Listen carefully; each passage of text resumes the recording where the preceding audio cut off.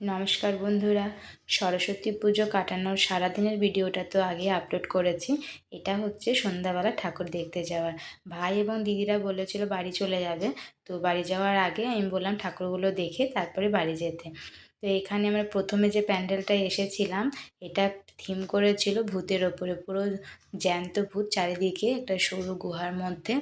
তো দুর্গাপুরে কালী পুজোর সময় এরকম প্যান্ডেল দেখেছিলাম, কিন্তু এতগুলো প্যান্ডেল দেখেছিলাম তার মধ্যে এটা আরও বেশি ভয়ানক ছিল।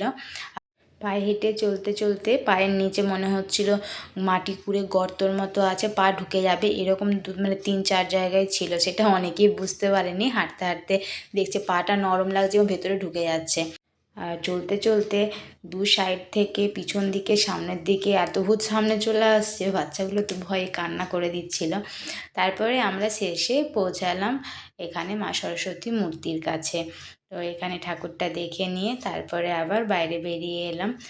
তারপর চলে গেলাম নেক্সট প্যান্ডেলে। এটা তো গত কয়েক বছর ধরে আসছি, আর তারপরে যেখানে যাচ্ছিলাম সেখানে রাস্তায় প্রচুর ভিড়। যেরকম দুর্গাপুজোয় মানুষের ঢল নামে ঠাকুর দেখা, সেই রকম আমাদের রানীগঞ্জেও সরস্বতী পুজোতেও এরকম মানুষের ঢল নামে সরস্বতী পুজোর প্যান্ডেল দেখার জন্য।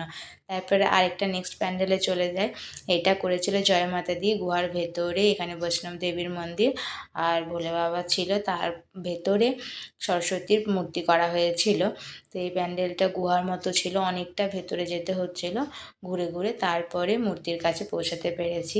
তো আমাদের এখানে রানীগঞ্জে যে প্যান্ডেলগুলো হয়, তো সবগুলোই অনেক বড় সাইজের হয় এবং খুব সুন্দর করে। তবে আমি এখানে কোনো ক্লাবেরই নাম সেরকম জানি না। আর তারপরে এই যে প্যান্ডেলটা দেখলাম, এটা অ্যাকচুয়াল প্যান্ডেল না, এখন মন্দির করে দিয়েছে। আগে এটা প্যান্ডেল হতো, যেহেতু জায়গাটা কম তাই এখন মন্দির করে দিয়েছে। তারপরে আরেকটাতে চলে গেলাম। মানুষের ভিড়ের সাথে সাথে এই যে প্যান্ডেলের মূর্তিগুলো দেখতে বেশ খুব ভালো লাগছিল।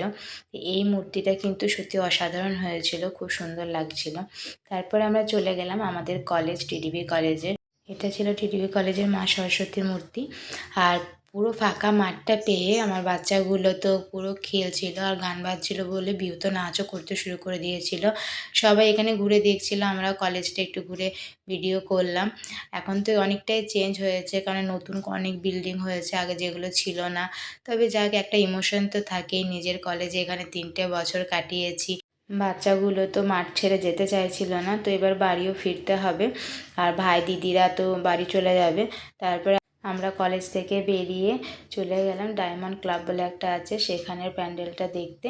তো ওখানে প্যান্ডেলটা দেখে আমরা বাড়ি চলে এলাম, ভাই দিদিরাও বাড়ি চলে গেল। তো এই ছিল আমাদের রানীগঞ্জের সরস্বতী পুজোর প্যান্ডেলে ঠাকুর দেখার ভিডিও। কেমন লাগলো অবশ্যই কমেন্ট করে জানাবেন।